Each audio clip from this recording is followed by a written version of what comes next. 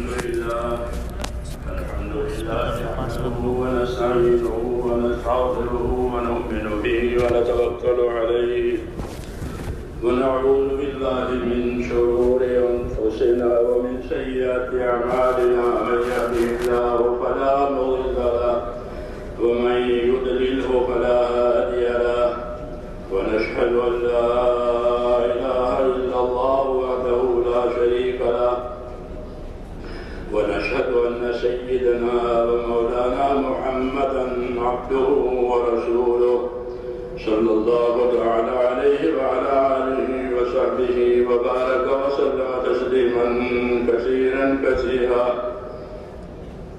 أما بعد فأعوذ بالله من الشيطان الرجيم بسم الله الرحمن الرحيم إن الذين قالوا ربنا الله ثم استقاموا تتنزل عليهم الملائكة ألا تخافوا ولا تحزنوا وأبشروا بالجنة التي كنتم توعدون نحن أولياؤكم في الحياة الدنيا وفي الآخرة ولكم فيها ما تشتهي أنفسكم ولكم فيها ما تدعون نزلا من غفور رحيم ومن أحسن قولا ممن دعا إلى الله وعمل صالحا وقال إنني من المسلمين صدق الله العظيم.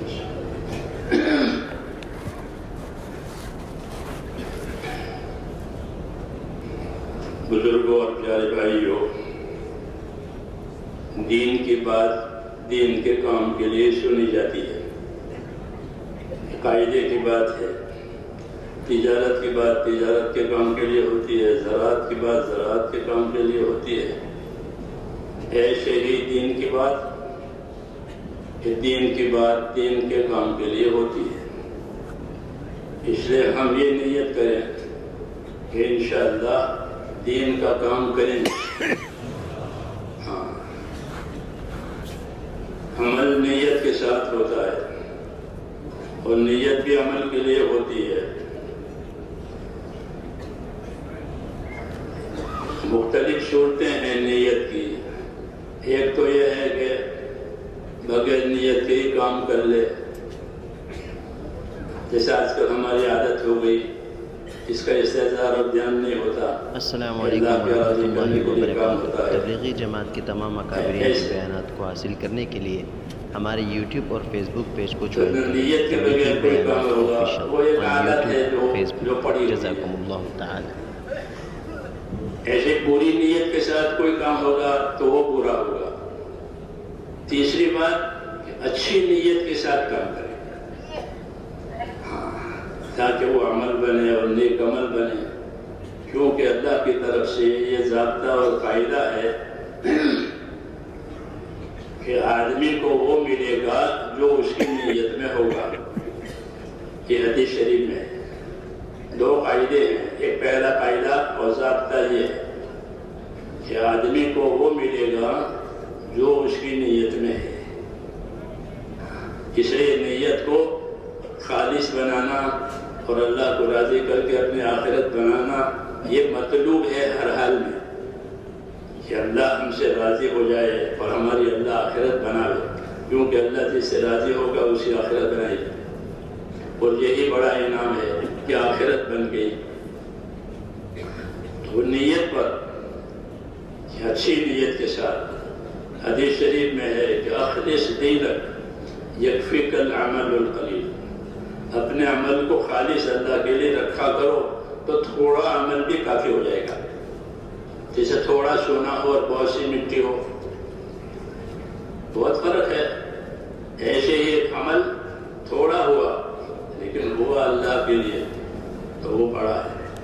تو یہ سکھایا گیا ہے کہ آدمی کو وہ ملے گا جو اس کی نیت میں ہوگا۔ دوسری بات قاعدے کی یہ بتائی کہ آدمی کا نصیب اور حصہ اتنا ہوگا جتنی اس کی محنت ہوگی۔ یہ دوسرا قاعدہ ہے کہ آدمی کا حصہ اور آدمی کا نصیب اتنا جتنی اس کی محنت۔ تو یہ دو فائدے ہیں، انما لکل امرئ ما نوى، ہر آدمی کو وہ ملے گا جو اس کی نیت میں ہے۔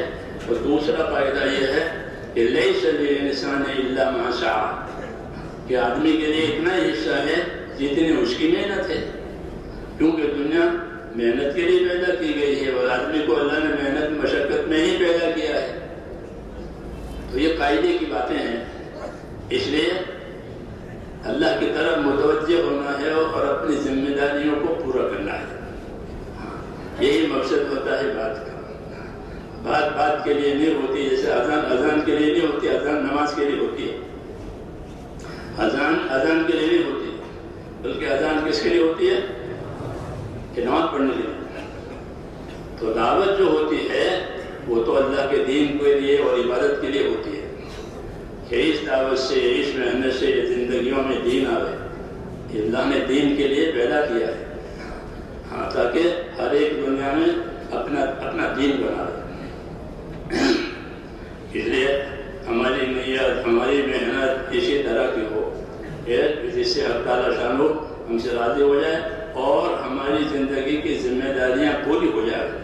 اللہ کی طرف سے یہ ضابطہ قاعدہ ہے کہ آدمی کو نیت کے حساب سے ملے گا، اس لیے اپنی نیتوں کو بنانا ہے اور اپنے ذمہ داریوں کو پورا کرنا ہے۔ جتنی ذمہ داری اتنی مدد، جتنی ذمہ داری اتنی مدد۔ المعونۃ علی قدر المعونہ، یہ بھی قاعدہ ہے کہ اللہ کی مدد اور اللہ کی اعانت اتنی آئے گی جتنی اپنی ذمہ داری پوری کی جائے گی۔ اس لیے ہمیں اپنی ذمہ داری پوری کرنی ہے۔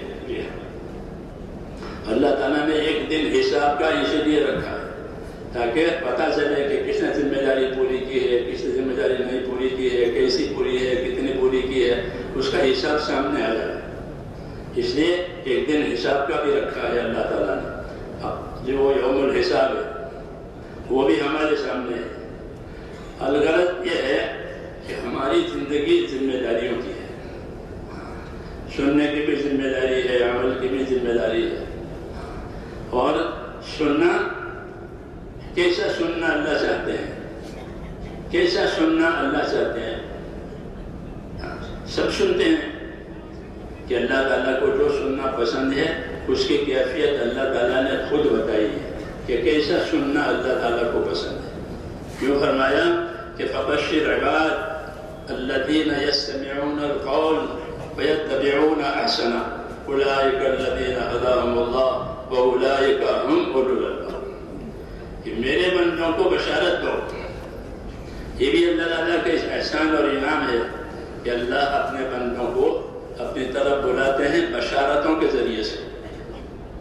ہاں، ورنہ تو دھمکا بھی سکتے ہیں، جی ہاں دھمکا سکتے ہیں، لیکن دھمکی دے کر کے نہیں بلایا ہے، بلکہ ہم کو بشارتوں کے ذریعے سے بلایا ہے کہ بندوں کو بشارت دو۔ فبشر عباد، کہ بندوں کو بشارت دو، بندوں کو خوشخبریاں دو اللہ کے انعام کی، اللہ کے اکرام کی۔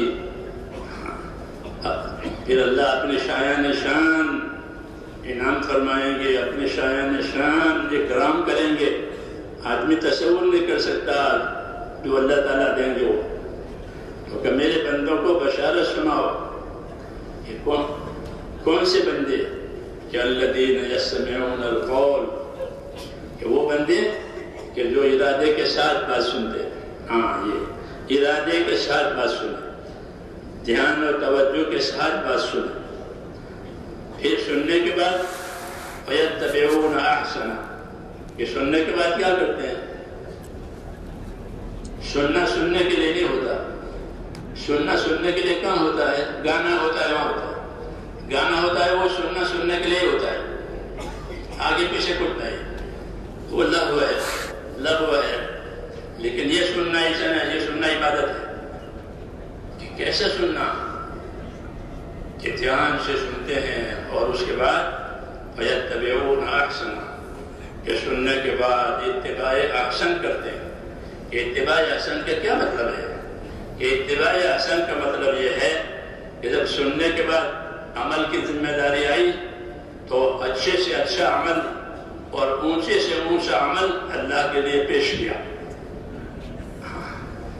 اچھے سے اچھا عمل، ایک تو ہے سر سے اترنے کا عمل، وہ نہیں، بلکہ اچھے سے اچھا عمل جو اللہ تعالیٰ کو راضی کرے اور اللہ تعالیٰ اس سے راضی ہو جائے، ایسا عمل سننے کے بعد پیش کیا. آدمی کو اللہ تعالیٰ نے جانی طاقت دی ہے، مالی طاقت دی ہے، سمجھ دی ہے، اور ان سب کے لیے دین دیا ہے. ان سب کے لیے دین دیا ہے کہ اپنی جانی طاقت سے، اپنی مالی طاقت سے، اپنی سمجھ، اپنی فکر سے اپنے دین کی ذمہ داریوں کو پورا کرو. پیدا ہی اس لیے کیا ہے اللہ تعالیٰ نے، پیدا اس لیے کیا ہے کہ جو ذمہ داری اللہ تعالیٰ نے رسول اللہ صلی اللہ علیہ وسلم کے ذریعے سے اور آپ سے پہلے نبیوں کے ذریعے سے جو ذمہ داری ڈالی ہے کہ وہ پوری ہو جائے. وہ ذمہ داری سیدنا آدم علیہ السلام سے زمانے سے چلی ہے اور حضور صلی اللہ علیہ وسلم کے زمانے پر آ کر وہ پوری ہوئی ہے. آخری امت ہے اور ان کے ذمہ آخری ذمہ داری ہے. اس امت کے بعد کوئی امت نہیں، اس نبی کے بعد کوئی نبی نہیں.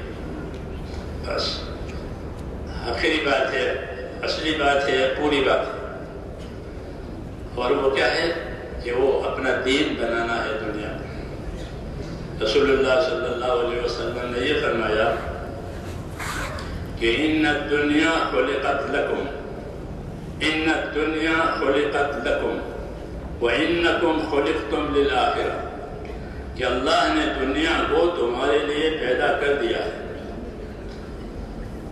اللہ نے دنیا کو تمہارے لیے پیدا کر دیا ہے. یہ جملہ بشارت ہے. حدیث میں دو جملے ہیں.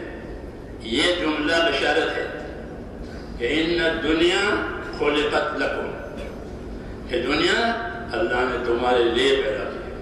کتنا بڑا انعام ہے. دنیا کا سونا، دنیا کی چاندی، دنیا کی زمینیں، دنیا کی نعمتیں،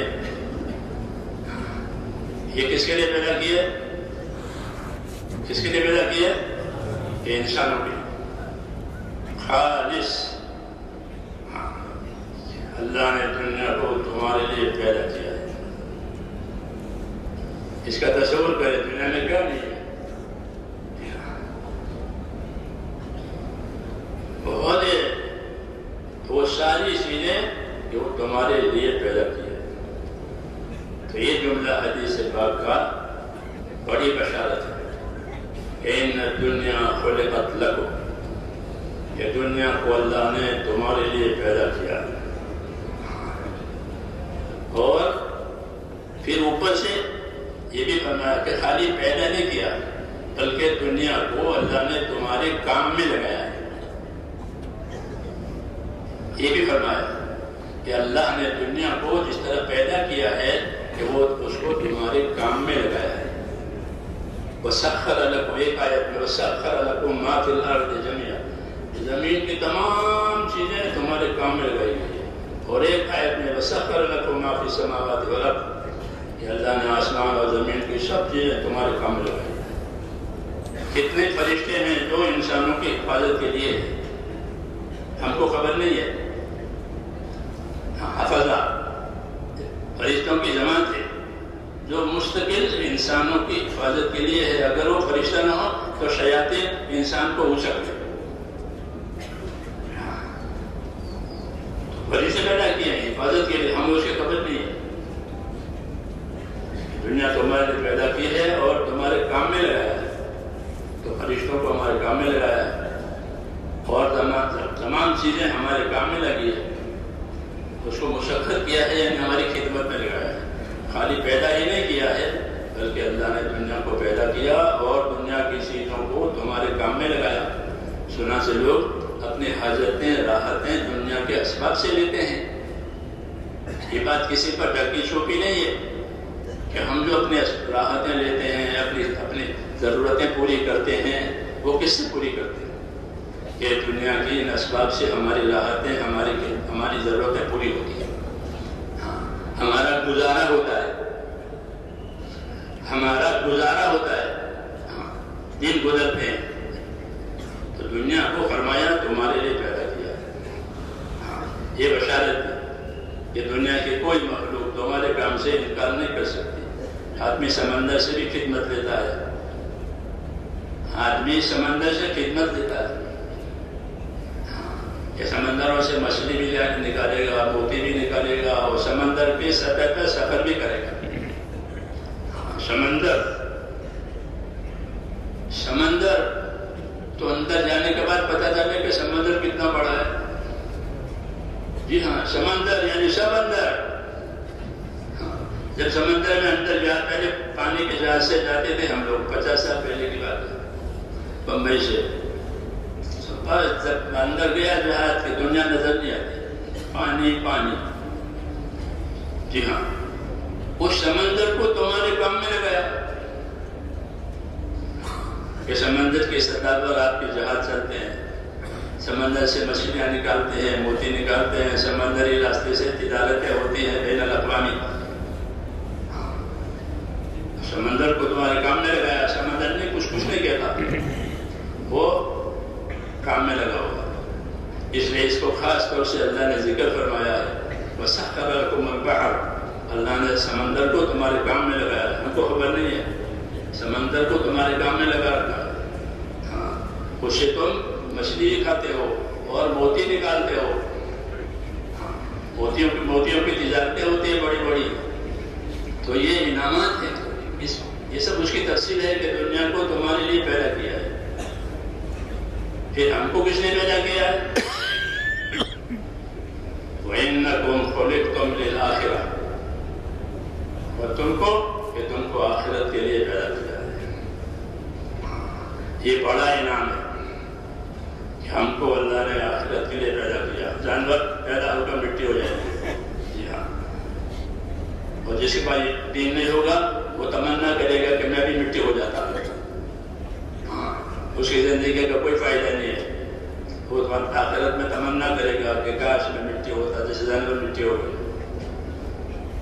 ہم پر اللہ تعالیٰ نے فضل فرمایا ہے، تو ہم کو دعوت دی ہے کہ تم کو آخرت کے لیے پیدا کیا ہے۔ یہ ہر نبی کی دعوت ہے، انبیاء کرام کی دعوت دنیا سے آخرت بنانے کی ہوتی ہے۔ دنیا سے دنیا بنانے کی بات نہیں ہوتی، بلکہ دنیا سے آخرت بنانا، یہ نبیوں کی دعوت ہے کہ دنیا سے آخرت بناؤ۔ وَابْتَغِ فِيمَا آتَاكَ اللَّهُ الدَّارَ الْآخِرَةَ، جو تجھ کو اللہ نے دیا ہے اس سے اپنی آخرت بنا لے۔ بات تو یہ قارون سے کہی گئی تھی، موسیٰ علیہ السلام کے ذریعے سے، موسیٰ علیہ السلام کے زمانے میں، کہ قارون موسیٰ علیہ السلام کی برادری کا رشتہ داری کا آدمی تھا، اور اللہ نے اس کو مال دیا تھا۔ اس کو دعوت دی تھی کہ اللہ نے جس کو مال دیا ہے اپنے مال سے تو آخرت بنا لے۔ کتنی پیاری دعوت ہے کہ فانی چیز سے باقی بنا لے۔ آخرت اس کو آخرت کہتے ہیں کہ وہ آخری ہے، اس کے بعد پھر کچھ نہیں۔ آخرت کی کیا کیفیت ہے؟ آخرت کی کیا کیفیت ہے؟ آخرت کی کیفیت یہ ہے کہ اس میں دو صفتیں ہیں آخرت کی، جو ہم کو نبیوں کے ذریعے سے ملی ہے۔ کیونکہ آخرت نبی ہی سمجھا سکتا ہے۔ آخرت پردے میں ہے، غیب میں ہے۔ غیب کی بات اللہ کے سوا کوئی نہیں جانتا، یا پھر اللہ کسی نبی کو بتا دے وہ جانتا ہے۔ تو آخرت کی کیفیت بتائیے کہ آخرت کیا چیز ہے اور اس کی کیا کیفیت ہے؟ کہ آخرت انسانوں کو بطور بدلہ کی ملے گی، بطور بدلہ کی ملے گی۔ جیسے بازار میں آپ کوئی چیز جاتے ہیں، بازار میں آپ جانتے ہیں تو وہاں سے چیزیں بطور بدلے کے ملے گی کہ آپ مال دیں، پیسے دیں گے وہ مال دے گا۔ اور تیسری بات مانی ہوتی ہے، اگر کسی پر پیسے نہیں ہیں تو اس کو مال نہیں ملے گا۔ اگر غریب آدمی بازار میں جاتا ہے تو اس کا دماغ پریشان ہو جاتا ہے کہ میرے پاس پیسے ہوتے تو میں اپنے بچوں کے لیے یہ بھی لیتا، یہ بھی لیتا، یہ بھی لیتا۔ یہ بازار سندا کیا گندتر کہیں دسترا دل پرا گندتر، یہ بازار جتنا لدا ہوا ہوتا ہے غریب آدمی کا دل اتنا پریشان ہوتا ہے کہ میرے پاس ہوتا تو میں یہ کرتا کیوں کہ وہاں چیز بدل سے ملتی ہے. پیسے دیں گے مال ملے گا، پیسے دیں گے سودا لیں گے. ایسے ہی آخرت بطور بدلہ کے ملے گی، یہ کہنا ہے. ویسے نہیں ملے گی، بطور بدلہ کی ملے گی. اس لیے ذمہ داری ڈالی ہے. تو میں نے کہا آخرت کہ آخرت کی ایک کیفیت یہ ہے کہ وہ بطور بدلہ کے ملے گی. کچھ کیا ہے کہ ہاں اس کے بدلے میں لے لو. یہ الگ بات ہے کہ اللہ تعالیٰ وہ بدلہ بڑا چڑھا کر کے دے، وہ کرم کی بات ہے. معاملے کی بات تو یہ ہے کہ جیسا کیا ہے ویسا ملے گا.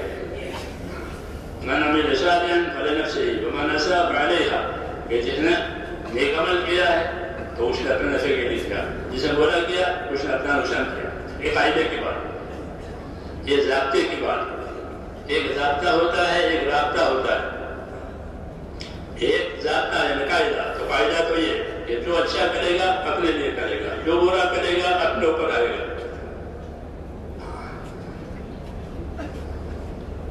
آخرت کہ آخرت کو اللہ تعالیٰ بطور بدلہ کے دیں گے.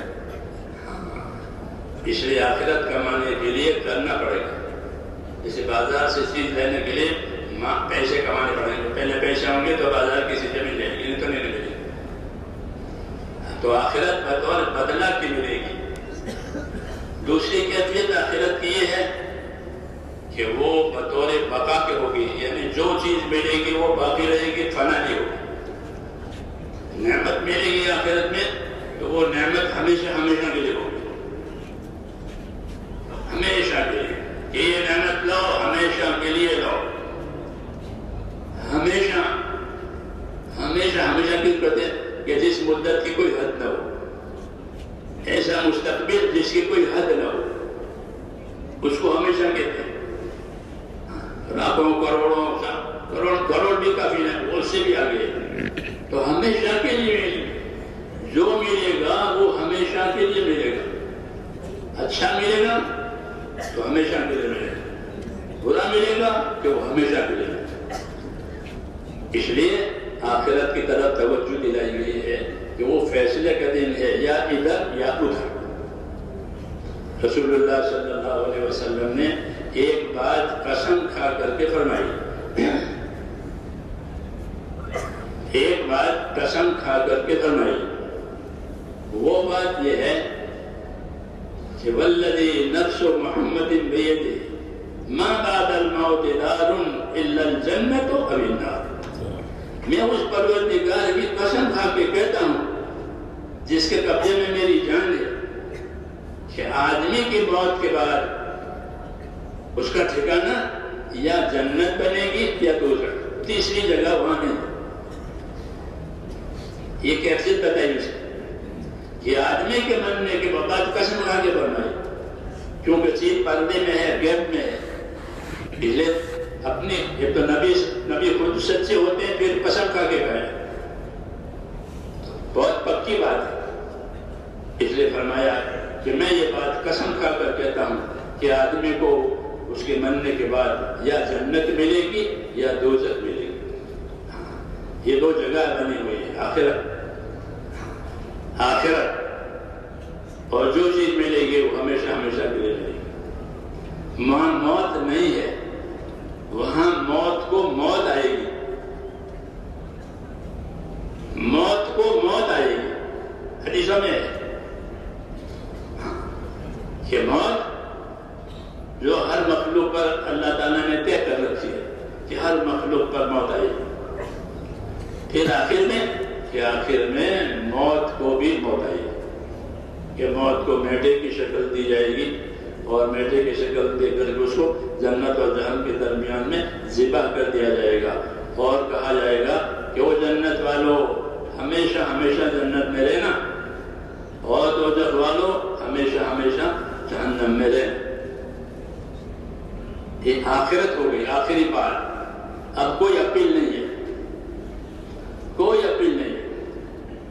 جن پر نعمتیں ہیں ان کی نعمتوں پر زوال نہیں آئے گا.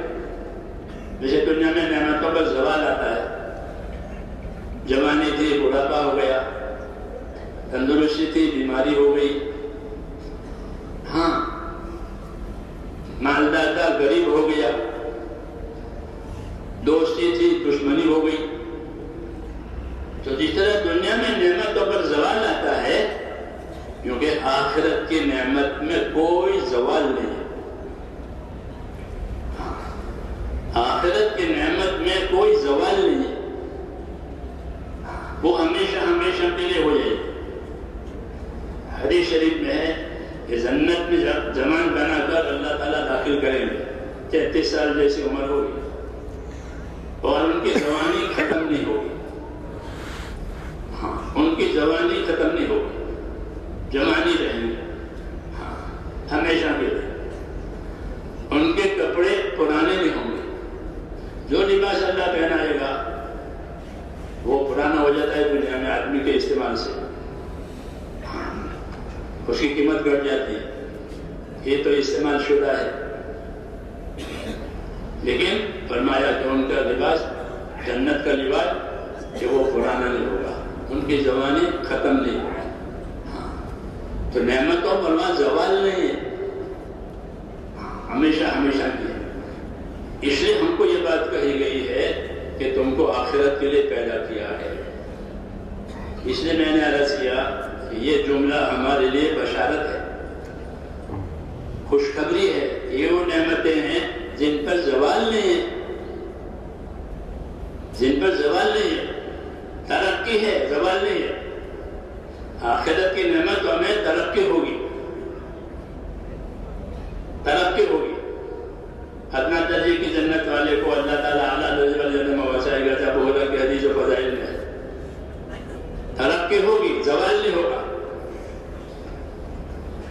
اس لیے یہ بات بشارت کے طور پر ہوئی ہے کہ تم کو اللہ نے آخرت کے لیے پیدا کیا ہے، دنیا کو تمہارے لیے پیدا کیا ہے، تم کو آخرت کے لیے پیدا کیا ہے۔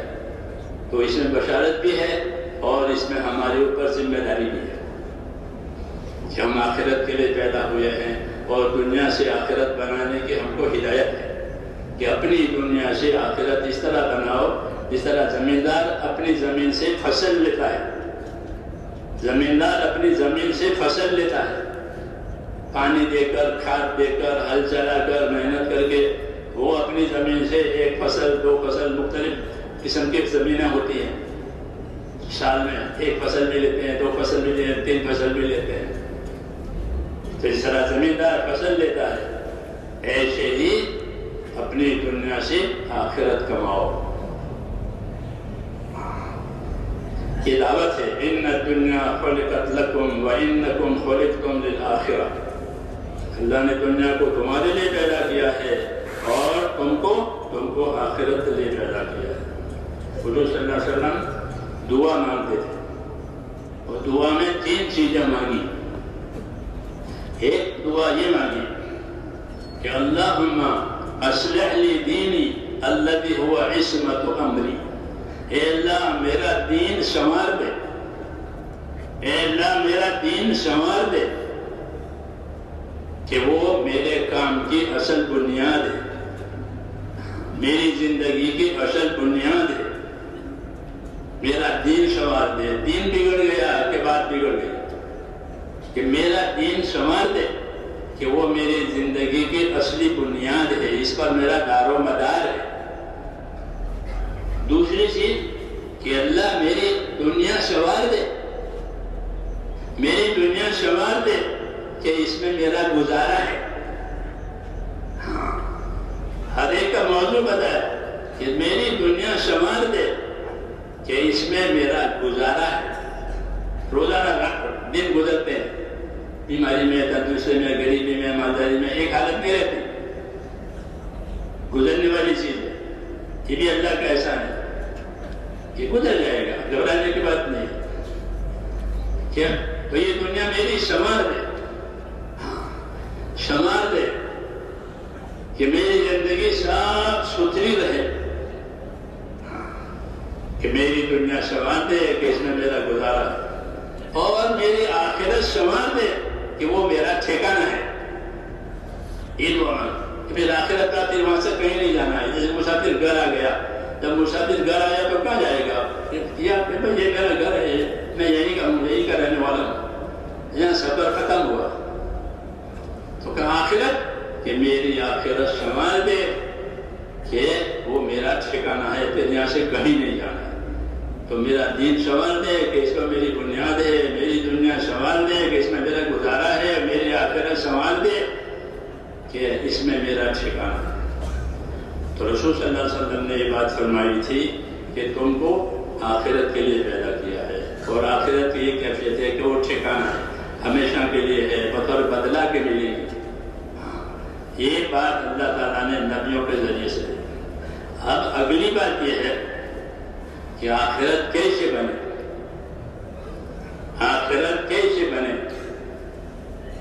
تو میرے دوستو، دنیا میں بننے کے لیے دو اسباب، مال ملک، یہ دنیا کے بڑے اسباب، مال ملک، مال عہدے، یہ دو بڑے ہیں دنیا میں، دنیا بنانے کے لیے۔ کہ دنیا بنانے کے لیے آدمی مال کماتا ہے، مالدار ہوگا تو پھر عہدیدار بننے کی اس کو اندر سے تمنا بنتی ہے کہ میں بڑا بن جاؤں، لوگوں کا رجوع میری طرف ہو جائے، کیونکہ عہدیداری میں مال زیادہ آتا ہے، بنسبت کاروبار کے عہدیداری میں مال زیادہ لوگ دیتے ہیں۔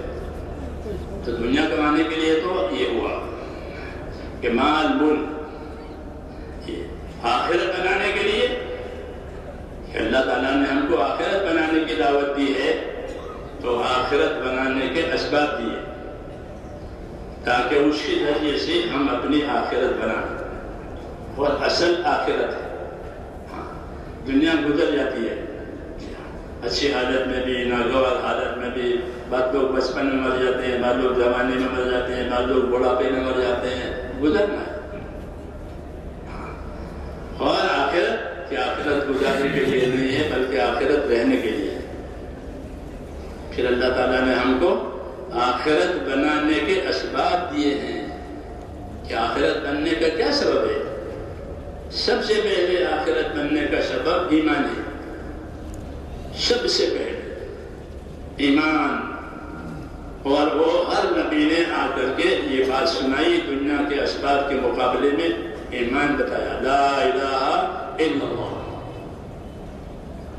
لا الہ الا اللہ۔ آدم علیہ السلام کے زمانے سے یہ بات چلی ہے،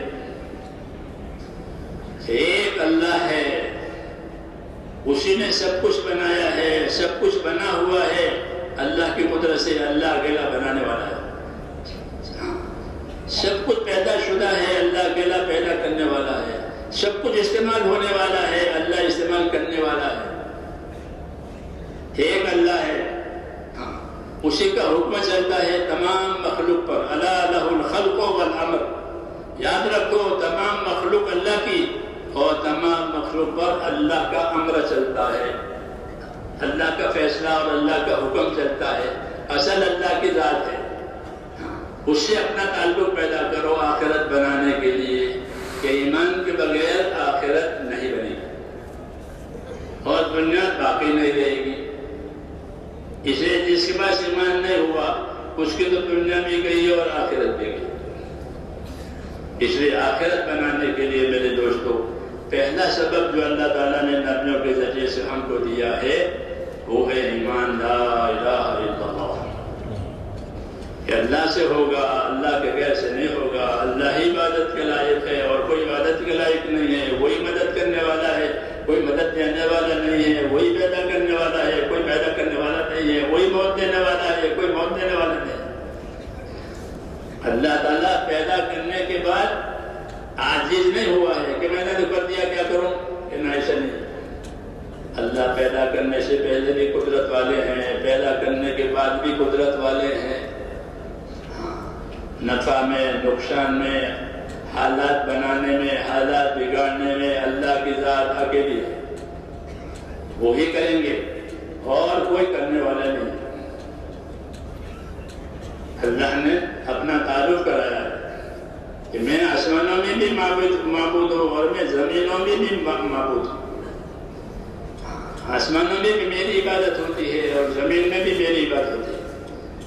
یا عبادی الذین آمنوا ان ارضی واسعۃ فإیایا فاعبدون، اے ایمان والے بندو، میری زمین بہت کشادہ ہے، اس میں میری ہی عبادت کرنا اور کسی کی نہیں کرنا۔ زمین کو عبادت کی جگہ بنایا ہے، تم کو عبادت کا کام دیا ہے۔ تمام نبیوں نے میرے دوستوں آخرت بنانے کے لیے جو پہلی بات سنائی وہ یہ سنائی کہ لا الہ الا اللہ۔ آدم علیہ السلام سے لے کر کے جناب رسول اللہ صلی اللہ علیہ وسلم تک ایک ہی بات آئی، لا الہ الا اللہ محمد الرسول اللہ۔ اللہ کے سوا کوئی عبادت کے لائق نہیں ہے، اس لیے اپنا تعلق اس کے ساتھ جوڑو۔ اللہ کے ساتھ تعلق نہیں ہوا تو پھر دنیا بھی نہیں ہے، آخرت بھی نہیں۔ دنیا ختم ہو جائے گی، آخرت سے محرومی ہو جائے گی۔ یہ ہے، اس لیے آخرت بنانے کا پہلا سبب اور پہلی چیز وہ ہے اللہ پر ایمان لانا، اور جن جن باتوں پر اللہ نے ایمان لانے کا اور سچ ماننے کا حکم دیا ہے اس پر ایمان لانا، اللہ پر، اس کے فرشتوں پر، اس کی کتابوں پر، اس کے نبیوں پر اور آخرت کی تمام باتوں پر یہ ماننے کے بعد زندہ ہونا، اس پر ایمان لانا اور یہ سمجھنا کہ جو ہوگا اللہ سے ہوگا، اللہ کے غیر سے نہیں ہوتا۔ اللہم انت الاول فلیس قبلک شیء، اے اللہ تو اول ہے، تو اس سے پہلے کوئی نہیں۔ وانت الاخر لیس بعدک شیء، اور تو سب سے تو آخر میں ہے، پھر کوئی نہیں ہے۔ اللہ پہلے تھے اور کوئی نہیں تھا، اللہ رہیں گے کوئی نہیں رہے گا۔ اللہ اول ہے، اللہ آخر ہے، اللہ کی شان ہے، اور جو ہوگا اللہ کے فیصلے سے ہوگا۔ اللہ قدرت سے بھی کریں گے، اللہ حکمت سے بھی کریں گے، اللہ قدرت سے بھی کریں گے، اللہ حکمت سے بھی کریں گے۔ دنیا میں قدرت سمجھ میں آتی ہے، حکمت سمجھ میں نہیں آتی۔ قدرت سمجھ میں آتی ہے کہ آسمانوں کو، زمینوں کو، ہوا کو، پانی کو، پہاڑوں کو قدرت سے پیدا کیا ہے، یہ قدرت سمجھ میں آتی ہے، حکمت سمجھ میں نہیں آتی۔ انبیاء کرام یہ حکمت بھی سمجھاتے ہیں کہ ہاں کہ اللہ تعالیٰ کا کوئی کام حکمت اور خوبی سے خالی نہیں ہے، اگر سے آدمی کو پسند نہ ہو۔ حکمت آدمی کے ساتھ ہوتی ہے، آدمی کو پسند نہیں ہوتی کہ اللہ نے ایسا کیوں کیا، کہ اللہ نے یہ حکمت سے کیا ہے، گھبرانے نہیں۔ کبھی حکمت کا تقاضا ہوتا ہے کہ آدمی کو اللہ غریب بناوے، آدمی کو اللہ بیمار بناوے، ہاں آدمی دکھی ہو گیا، کیوں کہ اللہ کی حکمت کا تقاضا ہے کہ اس آدمی کو ایسا رکھنا ہے۔ یہ نہیں جانتا حکمت، لیکن حکمت کا تقاضا ہے۔ پھر جب حکمت کا تقاضا پورا ہو جاتا ہے تو وہ تکلیف اٹھا لی جاتی ہے اور اس کے بدلے میں بہتر چیز دی جاتی ہے۔ یہ حکمت ہے۔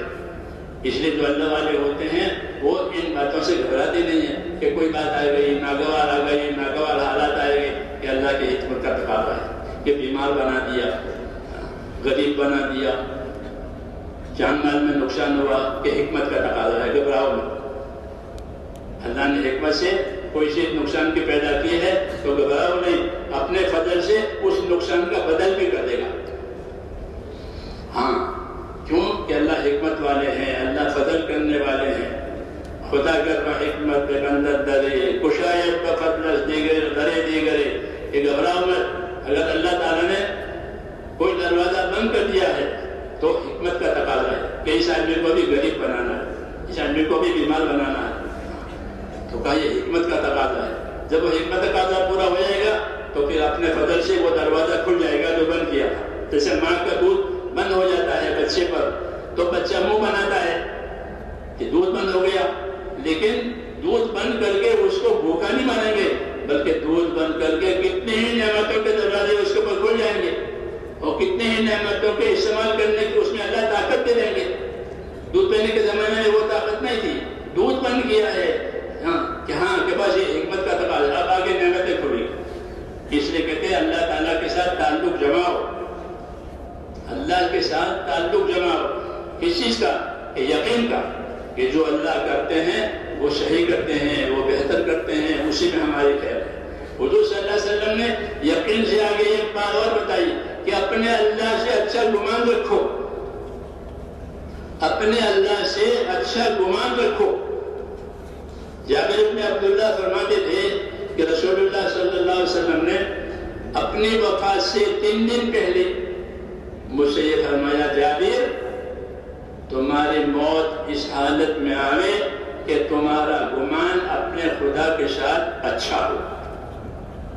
ہاں، ایمانی زندگی گزارنے کے لیے ضروری ہے کہ اللہ سے ہمارا گمان اچھا ہو، کہ اللہ جو کرتے ہیں وہ اچھا ہی کرتے ہیں۔ بیدہ الخیر کلمہ میں ہے بیدہ الخیر، اللہ ہی کے ہاتھ میں خیر ہے اور کسی کے ہاتھ میں خیر نہیں ہے، اور وہ اپنے خیر کو ہر ایک کو دینے پر قدرت ہی رکھتا ہے۔ بیدہ الخیر وہو علی کل شیء قدیر، کہ اللہ کے ہاتھ میں خیر ہے اور وہ ہر چیز پر قادر ہے، وہ اپنے خیر کسی کو بھی دے سکتا ہے۔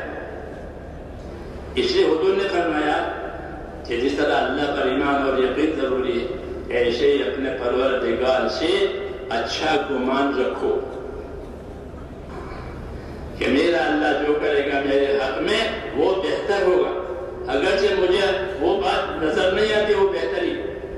تو میرے دوستو، یہ ایمان کی بات ہے کہ اللہ کے ساتھ ہمارا تعلق، یقین کہ جو ہوگا اللہ سے ہوگا، اور اللہ کے ساتھ اچھا گمان کہ اللہ جو کرتے ہیں وہ حکمت سے کرتے ہیں، اندھادھند نہیں ہوتا، حکمت سے کرتے ہیں، تو اللہ سے اچھا گمان رکھو۔ تو جابر بن عبداللہ رضی اللہ تعالیٰ عنہ یہ فرماتے تھے کہ مجھ سے رسول صلی اللہ علیہ وسلم نے یہ فرمایا کہ جابر تمہاری موت اس حالت میں آوے کہ تمہارا گمان اللہ کے ساتھ اچھا ہو، خصوصاً دین کے کام کرنے والے، دین کی ذمہ داریوں کو لے کر چلنے والے، جن کو اللہ تعالیٰ نے دین کے کاموں میں آگے بڑھایا ہے، وہ اپنے اللہ کے ساتھ اچھا گمان رکھیں۔ کیونکہ دنیا ہے کہ کیا مطلب ہے؟ دنیا ہے اس کا مطلب یہ ہے کہ دنیا حالات کا گھر ہے۔ میری بات سمجھ آ رہی ہے؟ شو تو نہیں کیا مطلب بیٹھے بیٹھے دن آ گئی؟ ہاں، ہم کو تو میرے دوستوں سمجھنا ہے دین کو اور دین کے کام کو۔ ہاں، تو میں کیا کہہ رہا تھا؟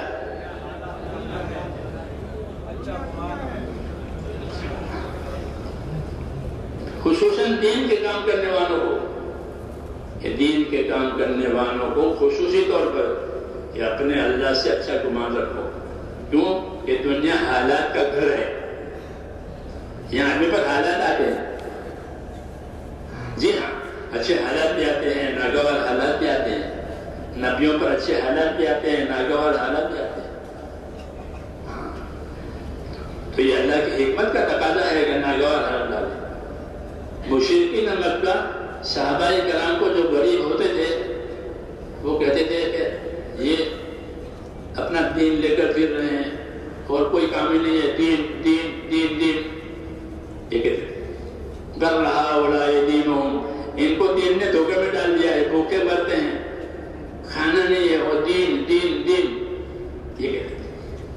کیوں کہ وہ ان کی ظاہری حالت کو دیکھ رہے تھے کہ ان پر بھوک آئی ہے، تنگی آئی ہے، تکلیف آئی ہے، تو اس لیے حضور صلی اللہ علیہ وسلم نے کہا کہ اللہ سے اچھا گمان رکھو کہ ناگوار حالات کی وجہ سے وہ اللہ سے دوسرا گمان نہ کرے، بلکہ حالات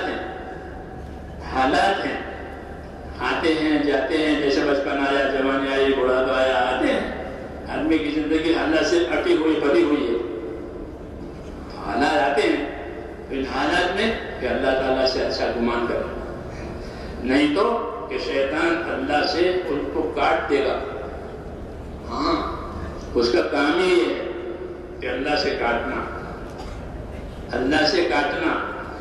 مولانا الیاس صاحب رحمۃ اللہ علیہ فرماتے تھے کہ شیطان جس طرح گناہوں کی لذت میں ڈال کر آدمی کو اللہ سے دور کرتا ہے، گناہوں کی لذت، ایسے ہی آدمی کو نا امید بنا کر کے بھی کاٹے گا کہ تو کتنے دنوں سے دن کا کام کر رہا ہے، کتنے عرصے سے تو کام میں ہے، تیرے حالات تو بنے نہیں، تو پھر کیوں اس کے پیچھے پڑا ہے، چھوڑ دے۔ یہ کتنے دعائیں مانگی اور کتنے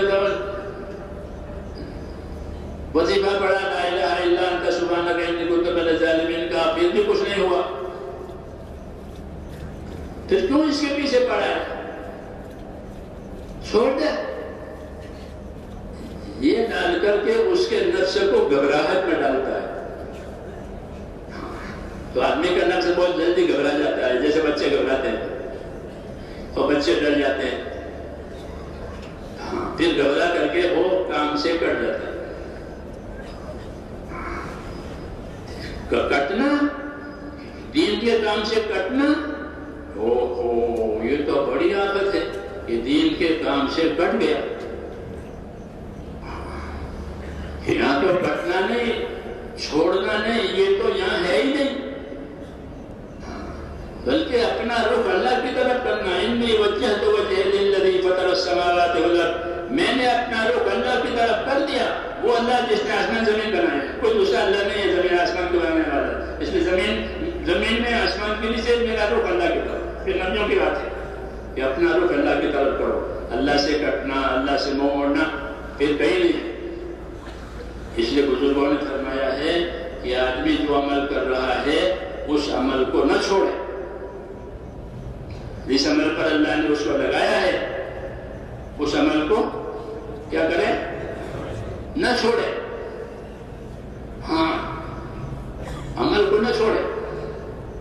کیوں کہ عمل کو چھوڑنا گویا ایک طرح سے منہ موڑنا ہے. منہ موڑنا ہے کہ منہ موڑ لیا، اللہ سے منہ موڑ لیا، عمل چھوڑ دیا. ایک منہ موڑنا ہے تو پہلے آدمی منہ موڑتا ہے، اعراض کہتے ہیں اس کو. اعراض کیا، منہ موڑ لیا، اب اس کو سزا ملے گی کہ جو منہ موڑ لیا.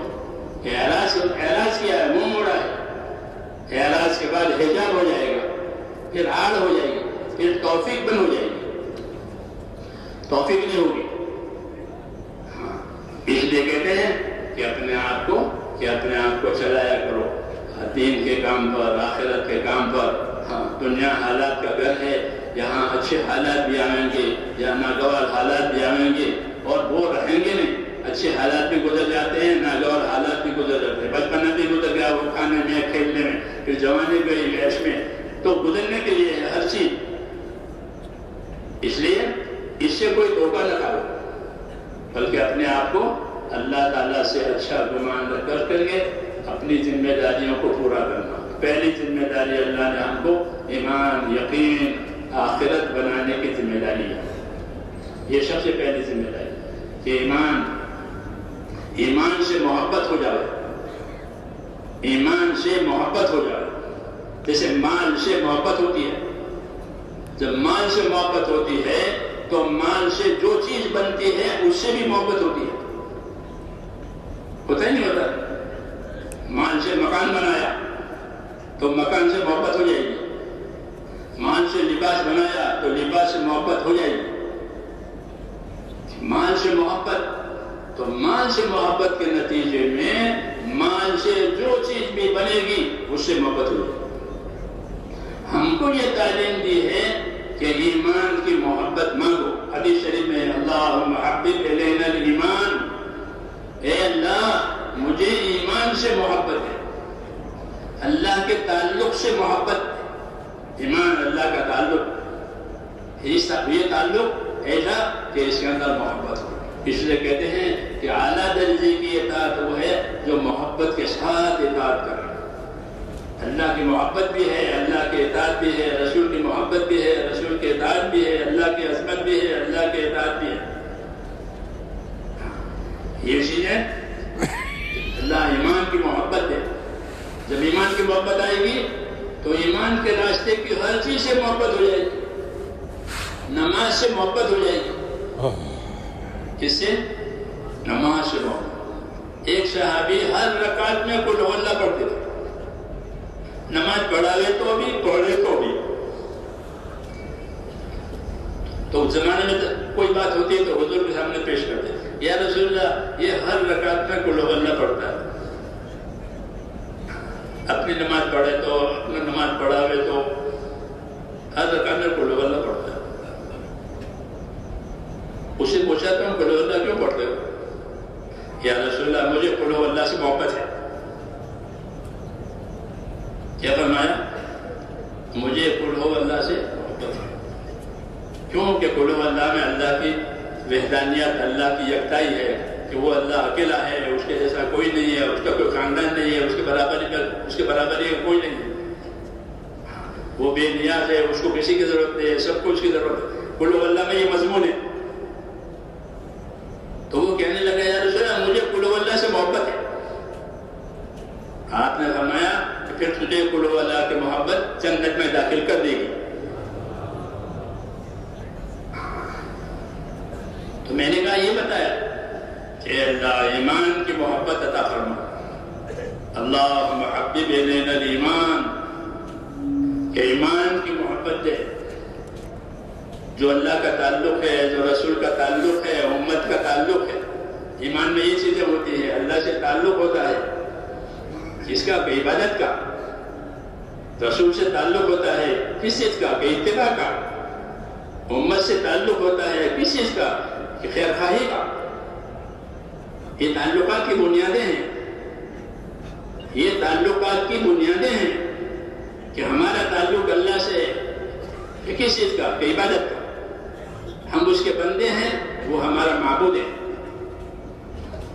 ہم اس کے بندے ہیں، وہ ہمارا معبود ہے. اس نے ہم کو اپنی عبادت کے لیے پیدا کیا ہے، عبادت کے لیے ہمارا تعلق دیا ہے. تو اللہ سے تعلق عبادت کا. رسول سے تعلق اس بات کا ہے کہ وہ اللہ کا سچا نبی ہے، اس لیے ہم اس کے نقش قدم پر چلیں گے، اس کی سنتوں پر عمل کریں گے، اس کے دین کی نصرت کریں گے. اتباع،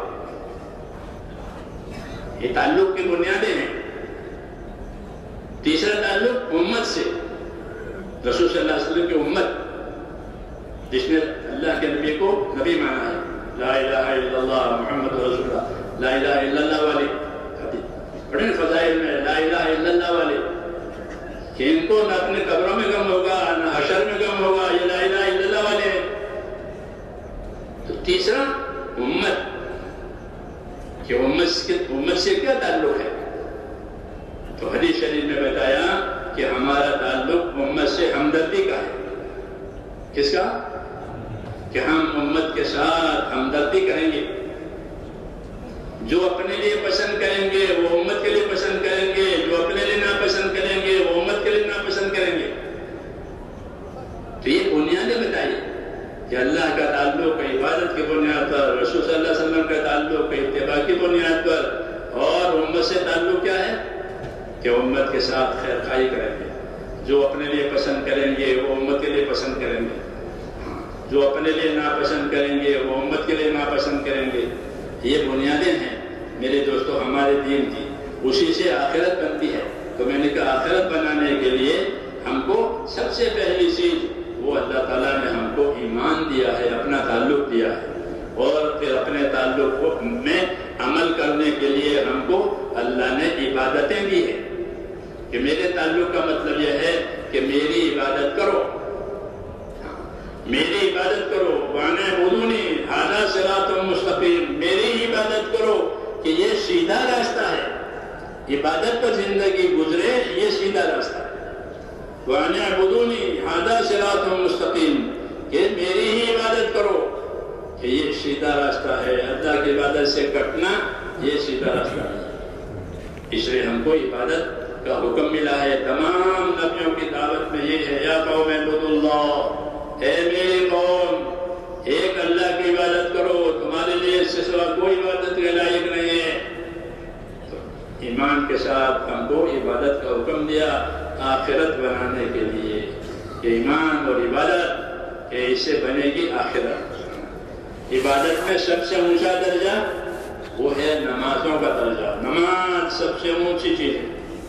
ہر نبی کی شریعت میں، ہر نبی کی شریعت میں، ہر نبی کے دین میں اللہ تعالیٰ نے نماز رکھی کہ نماز کا درجہ دین میں ایسا ہے جیسا سر کا درجہ بدن میں. سر اڑ گیا اور دھڑ رہ گیا تو کچھ نہیں ہے. ایسے نماز کا درجہ ہے.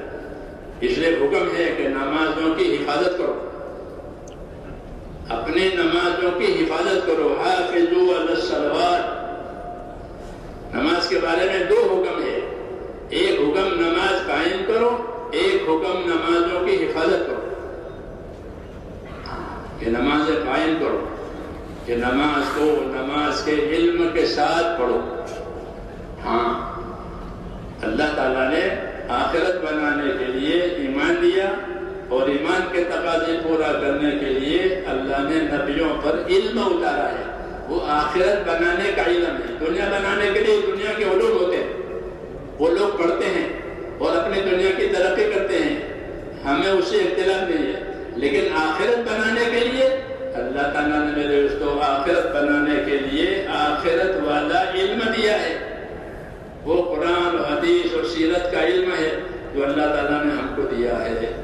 اس سے بنے گی آخرت. تو نماز کے لیے نماز کا علم چاہیے. جیسے گاڑی چلانے کے لیے گاڑی چلانے کا علم، کپڑا سینے کے لیے کپڑا سینے کا علم، اس کو ہنر کہتے ہیں. اس کو ہنر کہتے ہیں. کسی مادی چیز کے استعمال کرنے کے طریقے کا نام ہنر. عمل کو صحیح کرنے کے لیے جو چیز دی جائے اس کا نام ہے علم. تو میرے دوستو دو چیزیں بڑی ہیں جو دی گئی ہے، ایک ایمان ایک علم.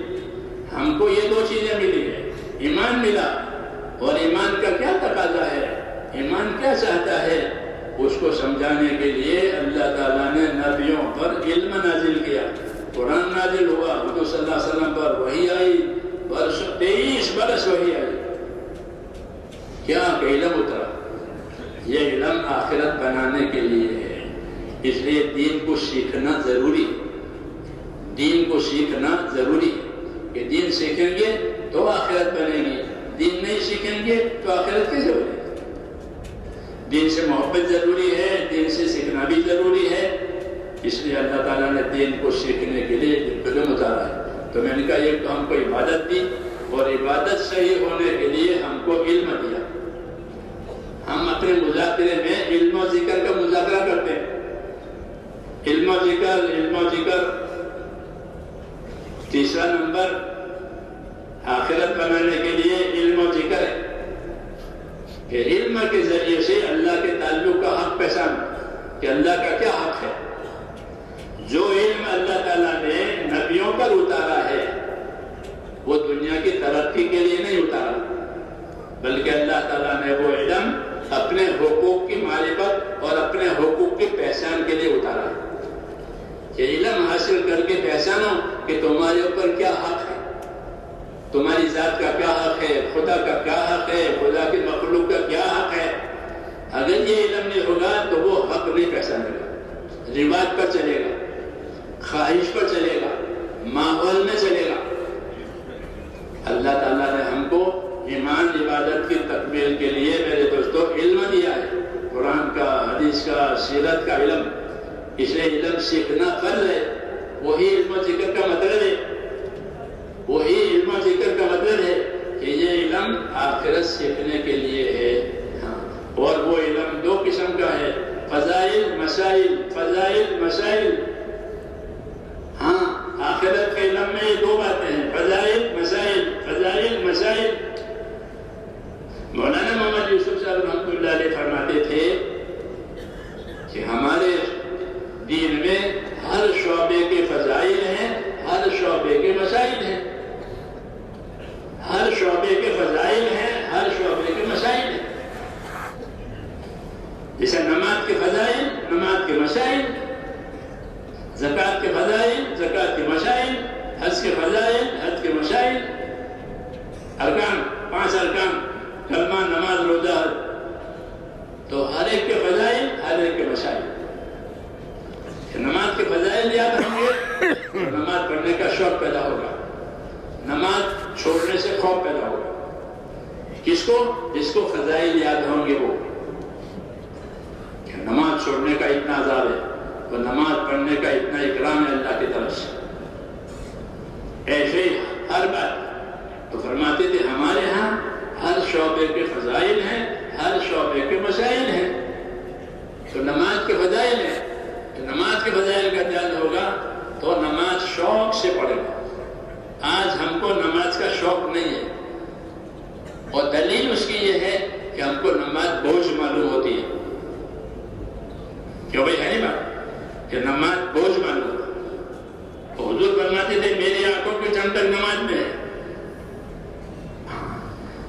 آنکھوں کی ٹھنڈک کس میں ہے؟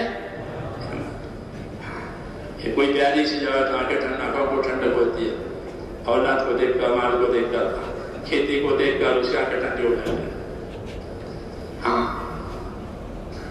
نماز کہ نماز کا شوق نہیں پیدا ہوا. کیوں؟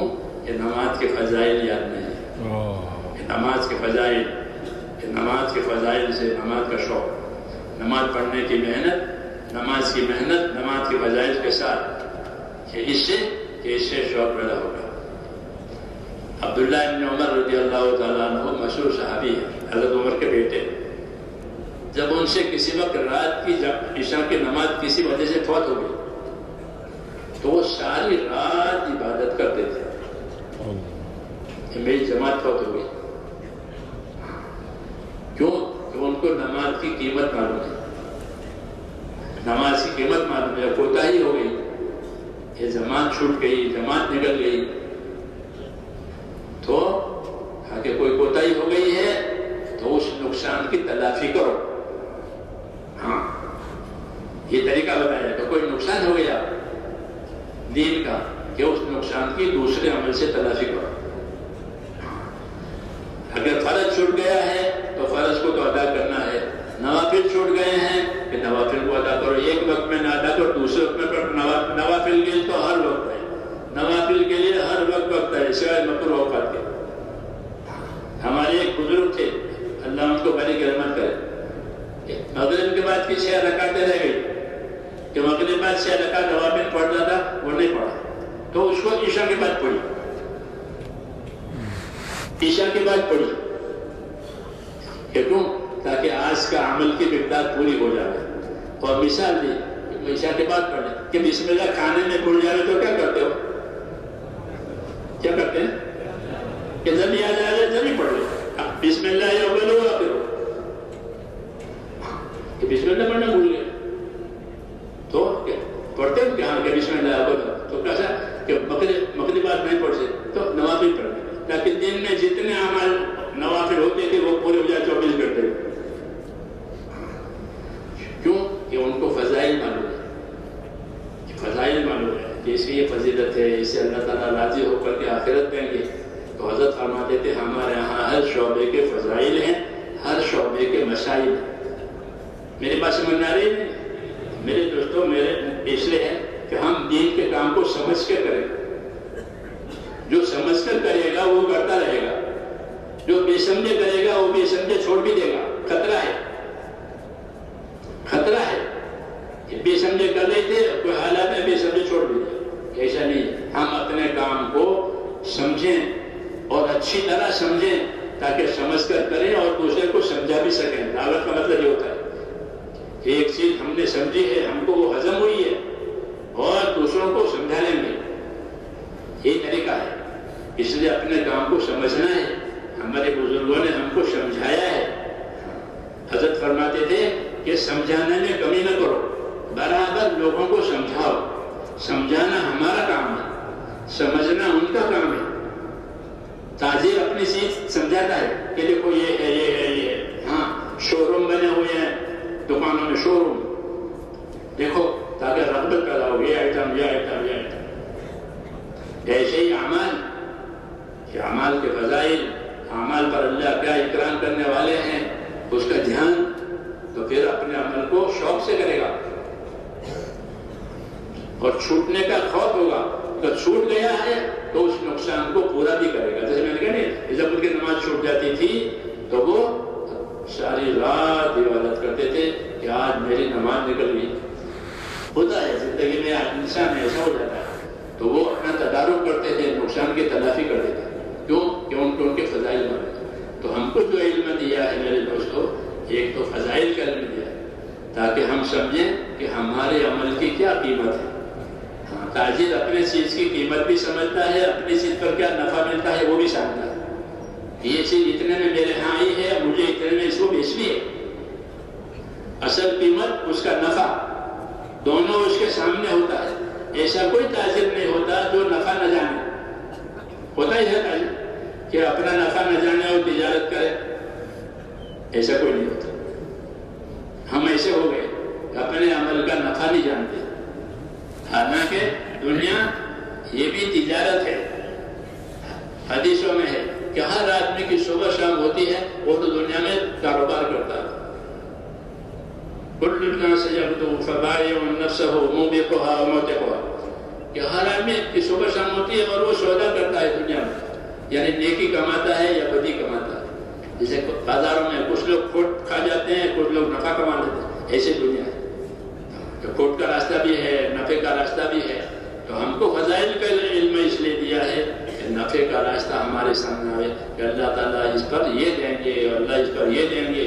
جب محنت کے ساتھ فضائل ہوں گے تو یقین بھی آئے گا اور عظمت بھی آئے گی. یقین بھی آئے گا، عظمت بھی آئے گا. عظمت آنے کی وجہ سے اور یقین آنے کی وجہ سے جب کوئی عمل چھوٹ جائے گا تو پچھتاوا ہوگا کہ فلانا عمل مجھ سے چھوٹ گیا، میری تکبیر اولیٰ نکل گئی، میری پہلی صف نکل گئی، میرا اس راستے میں اللہ کے راستے جانا تھا وہ فوت ہو گیا.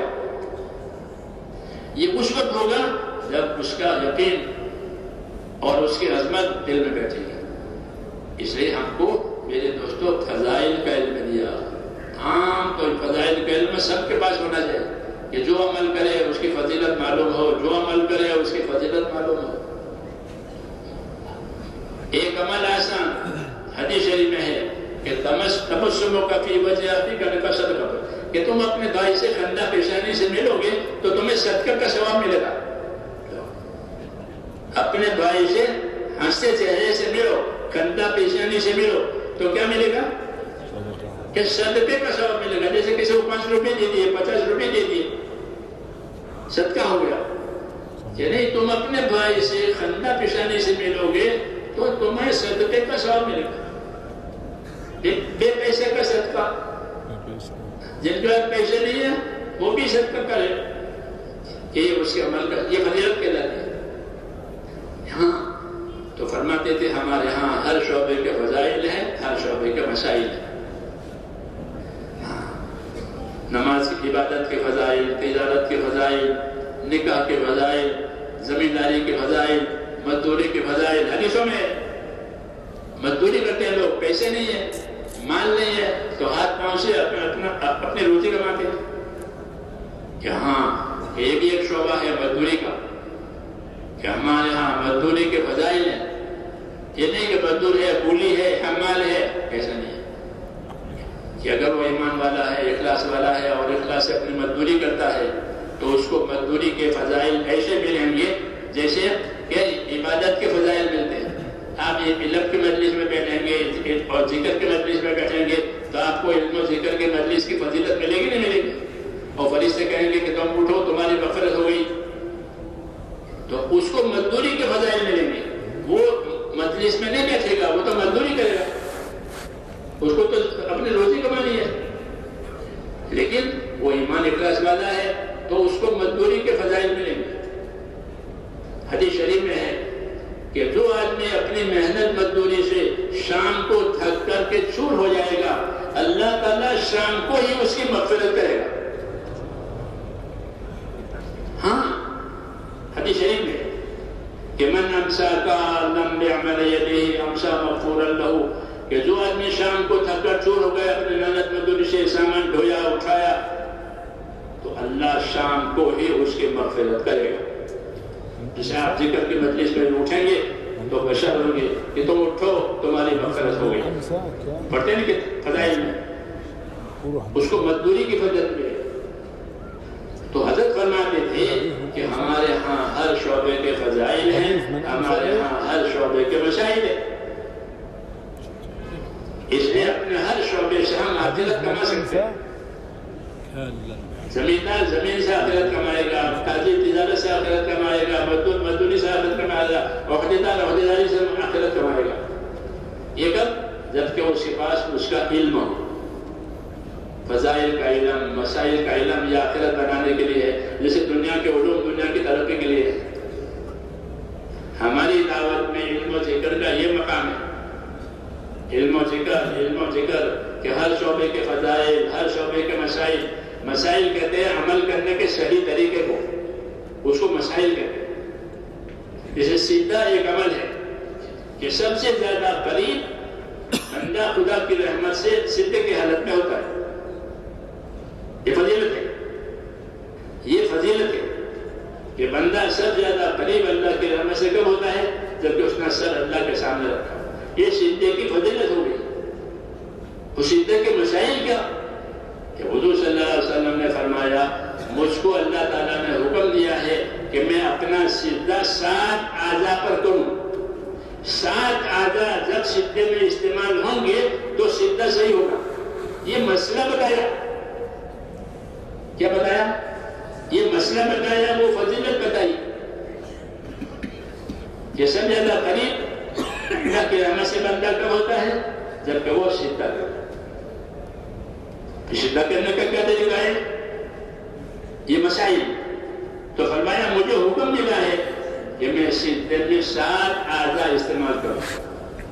دونوں قدم کے پنجے، دونوں گھٹنے، دونوں ہاتھ. کتنے ہو گئے؟ کتنے ہوئے؟ 7واں چہرہ. 7واں چہرہ. یہ 7 اعضاء سجدے میں استعمال ہوں گے تو سجدہ صحیح ہوگا. تو سجدے کی فضیلت ملے گی. یہ مسائل کی مثال ہے.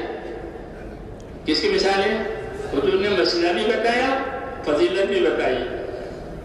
کہ جب اس طرح سجدہ کرے گا کہ اس کے 7 اعضاء زمین پر ٹکیں گے تو اس کا سجدہ صحیح ہوگا. پھر اس کو سجدے کی فضیلت ملے گی. ہاں، سجدے میں فضیلت. آدمی سجدہ تلاوت کرے. قرآن شریف میں ہے نا سجدہ تلاوت 14 سورہ. سجدہ تلاوت آیت پڑھی تو سجدہ واجب ہو گیا. وہ سجدے کی یہ فضیلت ہے. حدیثوں میں ہے کہ جب آدمی سجدے کی آیت پڑھ کر سجدہ کرتا ہے تو شیطان الگ جا کر کے روتا ہے. کیا ہوتا ہے؟ یہ فضیلت ہے. شیطان الگ جا کر کے روتا ہے کہ آدم کے اولاد کو سجدے کا حکم ملا تو وہ سجدہ اس نے کیا، اس کو جنت ملے گی.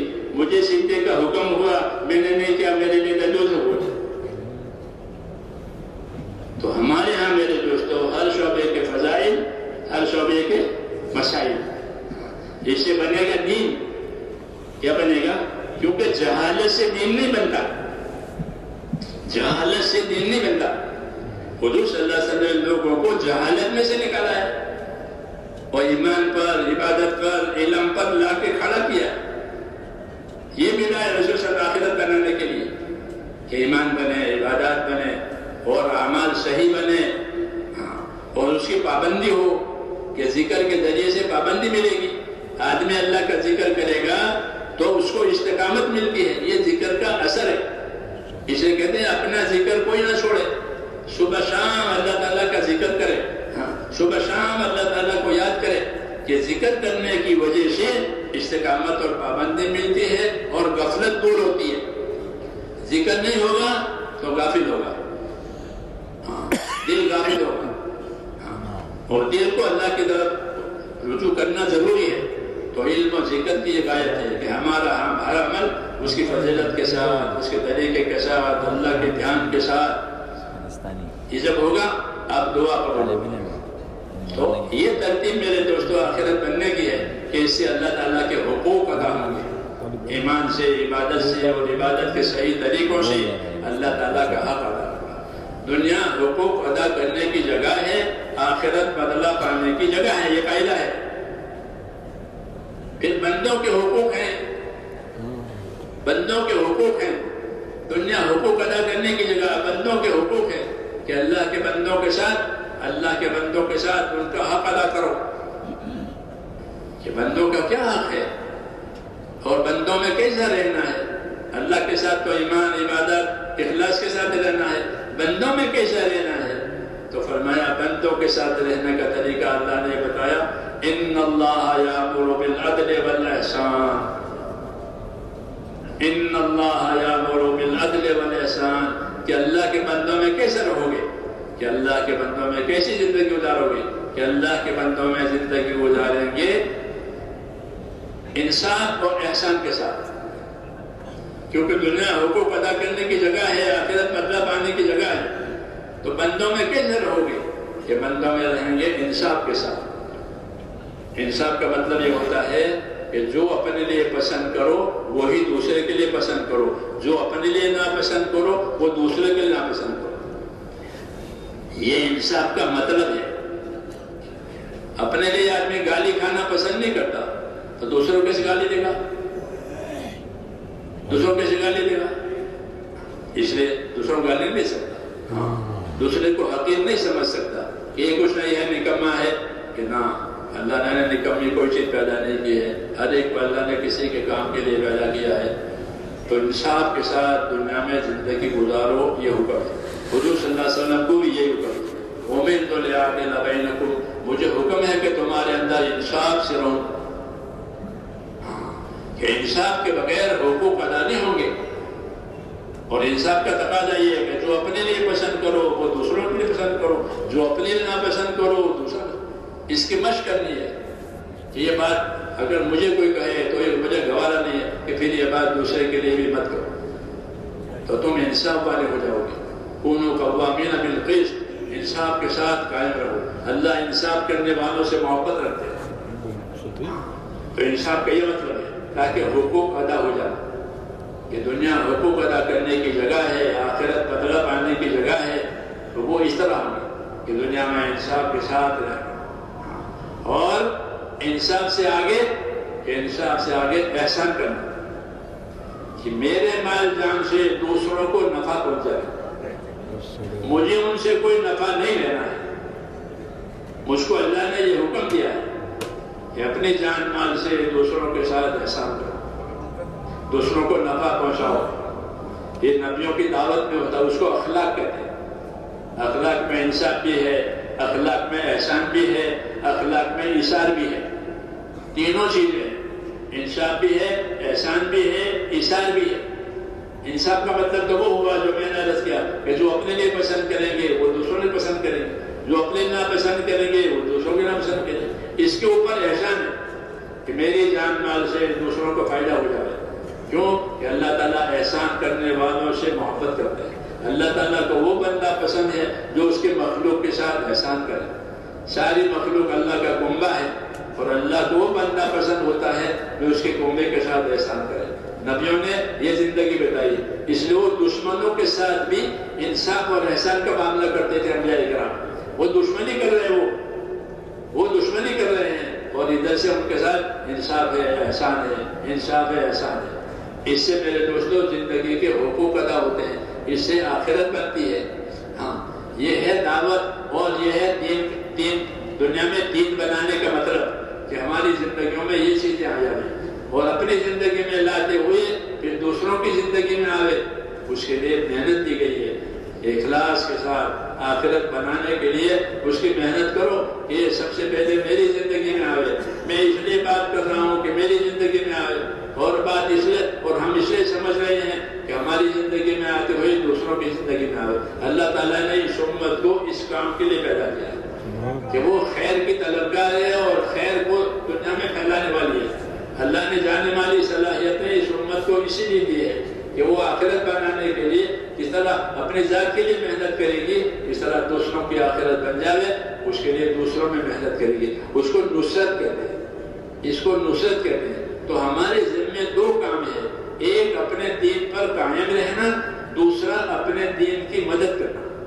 استقامت نصرت، استقامت نصرت، یہ ہماری زندگی کی ذمہ داری ہے کہ جو عمل شروع کیا وہ فوت نہ ہو، مستحب ہو تو، سنت ہو تو، فرض ہو تو، اور جو عمل حرام ہے اس کے قریب لے جائیں گے، اس سے دور رہیں گے۔ استقامت کا ہی مطلب ہے کہ جو عمل اللہ نے حرام کیا ہے اس کے پاس نہیں جائیں گے۔ اتق المحارم تکن عبد الناس، کہ تو حرام سے بچ جا، پھر تو خدا کا سب سے بڑا عبادت گزار ہے۔ حرام سے بچنے کے فضائل ہے کہ تو حرام سے بچ جا، پھر تو خدا کا سب سے بڑا عبادت گزار ہے۔ کیوں کہ حرام سے بچنا ایمان کی قوت کی وجہ سے ہوتا ہے۔ جتنی ایمان میں قوت ہوگی اتنا آدمی اپنے آپ کو حرام سے بچائے گا۔ وہ قوت پیدا ہوتی ہے اللہ کے دین کی نصرت سے، اچھی صحبت سے، اچھی محنت سے۔ اچھی صحبت، اچھی محنت، اچھی صحبت، اچھی محنت، اپنے اندر صلاحیت پیدا کرنے کے لیے یہ تو اچھی صحبت میں بھی رہنا ہے، اچھی محنت میں بھی رہنا ہے، تو اندر کچھ پیدا ہوگا۔ اندر کچھ پیدا ہوگا، اللہ تعالیٰ محنت کے بقدر اس کو دیتے ہیں. جیسے میں نے کہا نا شروع میں کہ جتنے محنت اتنا حصہ، جتنے محنت اتنا حصہ. 100% محنت ہے کہ 100% حصہ ہے، 50% محنت ہے کہ 50% حصہ ہے. اس لیے اللہ تعالیٰ کو اپنے دین کی محنت یہ پسند ہے، اور محنت میں جو حالات آئیں گے اس پر انعام ملے گا. بھوک آئی، پیاس آئی، تنگی آئی، لوگوں کی طرف تکلیف آئی، یہ تمام چیزیں لکھ لی جائے گی اللہ کے ہاں اور اس کا بدلہ دیا جائے گا. وَعُوذُوا فِي سَبِيلِي وَقَاتَلُوا وَقُتِلُوا، یہ وہ ہیں کہ جن کو میرے راستے میں ایذائیں ہوئی ہیں. ہاں، اللہ حمایت میں بات کر رہا ہے. جب کسی کو دین کے راستے میں ایذائیں ہوتی ہے اللہ اس کی حمایت میں ہوتا ہے. یہ میرے راستے میں ان کو ایذائیں ہوئی ہے، اس لیے میں ان کے گناہوں کو معاف کروں گا اور ان کو آخرت میں بدلا دوں گا. اس راستے کی ایذائیں، اس راستے کی تکلیفیں، یہ بھی انعام دلائے گی. کیوں کہ مقصد اچھا ہے، مقصد اچھا ہے کہ مقصد اپنے دین کی نصرت ہے. تو میرے بھائیوں، ہماری زندگی کے یہ حقوق ہیں اور ہماری زندگی کی یہ ترتیب ہے جس سے ہماری آخرت بنے گی. اپنی آخرت بنانی ہے اور امت کے ساتھ ہمدردی کرنی ہے تاکہ امت کے ایک ایک فرد کی آخرت بن جائے. حضور صلی اللہ علیہ وسلم اپنے لیے مغفرت کی دعا مانگتے تھے اور امت کے لیے مغفرت کی دعا مانگتے تھے. اللہم اغفر لی ولی امتی، اللہ میری مغفرت فرما، میری امت کی مغفرت فرما. کیونکہ امت کے ساتھ ہمدردی کرنی ہے. تو امت کے ساتھ ہمدردی کا مطلب یہ ہے کہ جو خیر اللہ تعالیٰ نے ہم کو دی ہے ہم اپنی محنت سے اپنی زندگی میں وہ خیر بڑھائیں اور امت میں محنت کر کے امت کو بھی اس خیر پر لائیں. اللہ نے امت میں بہت صلاحیتیں رکھی ہیں. یہ امت ایسی ہے، ہاں، جیسے سونا اور چاندی زمین میں سے نکلتی ہے اور بڑی قیمتی چیز ہے، ایسی یہ امت بھی. اس امت میں اللہ نے بڑی صلاحیتیں رکھی ہیں. اگر ان پر محنت ہو جائے تو ایک ایک آدمی کتنا کام کر لے گا. ہاں، کتنا کام کر لے گا، کتنے خیر اس کے وجود سے دنیا میں کھولے.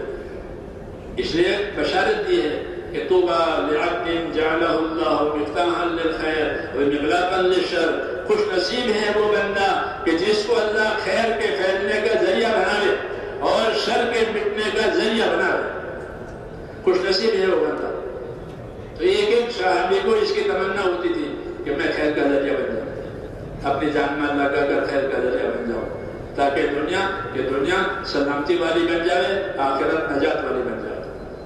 تو ہماری ذمہ داری ہے میرے دوستوں، دنیا ذمہ داریوں کی جگہ ہے اور ہماری ذمہ داریوں کا یہ خلاصہ ہے کیا کہ اپنی ذات سے اپنے دین پر قائم رہنا، استقامت کے ساتھ، پابندی کے ساتھ، اخلاص کے ساتھ اپنے دین کا کام کرنا. اور دوسرا اپنے دین کی ایسی محنت کرنا کہ دنیا میں اللہ تعالیٰ اس خیر کو جاری کرے، اس خیر کے راستے بنے. جس طرح دنیا میں حکومتیں سڑکیں بناتی ہیں یا پل بناتی ہے تو کاروبار کو بڑی ترقی ہوتی ہے اور بہت بڑی سہولتیں ہوتی ہیں کمائیوں میں اور ضرورتوں میں. ایسے ہی اس محنت کے ذریعے سے لوگوں کے لیے دین پر چلنا آسان ہو جائے گا. ان کے ذریعے دین کی راہیں کھل جائے گی، رکاوٹیں ختم ہو جائیں گی، راستے کھلیں گے. اور وہ بندے بہت پسند ہیں جو خیر کے راستے کھلنے کا ذریعہ بنے. اس لیے حدیث میں اس کی بشارت دی کہ خوش نصیب ہے وہ بندہ کہ جس کو اللہ خیر کے پھیلنے کا اور شر کے مٹنے کا ذریعہ بنا. اللہ تعالیٰ ہمیں اس کی توفیق دے. اس لیے میرے بھائیوں، ہم اللہ سے مانگیں کہ اللہ ہمیں خیر کے پھیلنے کا ذریعہ بنائے، شر کے مٹنے کا ذریعہ بنائے. اور جس طرح اس کی دعا مانگے اس کا کام بھی کرے.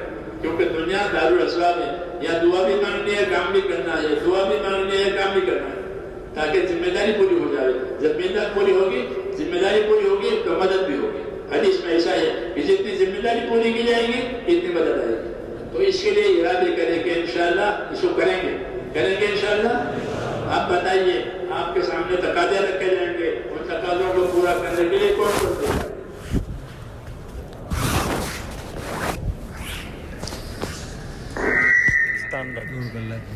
السلام علیکم ورحمۃ اللہ وبرکاتہ. تبلیغی جماعت کے تمام اکابرین کے بیانات کو حاصل کرنے کے لیے ہمارے یوٹیوب اور فیس بک پیج کو جوائن کریں. تبلیغی بیانات آفیشیل آن یوٹیوب، فیس بک. جزاکم اللہ تعالی.